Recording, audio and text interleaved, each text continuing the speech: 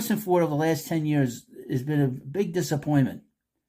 Because we saw how he rolled over for Han Solo. He didn't like stand up for that character. He wanted to see the character put out of his misery. But then he came back in the third installment of that monkey crap. So he kind of wasn't really all that into it's just ridiculous. He hated the character his whole life, but then he brings the character back.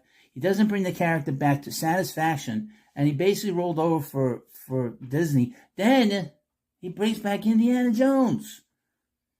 And instead of, I would mention, could we have seen that Asian kid in the movie with him instead of this feminist that looks like Kathleen Kennedy? I would mention the woman that played the woman in, I guess his goddaughter in the movie. And she looked like an awful lot like she could be related to Daisy Ridley. And then they all look related to sort of Kathleen Kennedy. They all have the same body type, all the same look. Dark hair, not very attractive, annoying, not likable on screen. I've not seen that movie. The Dial of Destiny, whatever it's called. But again, he let that character. I would mention in that movie, I guess at the end of the movie, the woman punches out Indiana Jones at the end of the movie. Now the real world, folks. At 80-something years old, his entire face would be blue.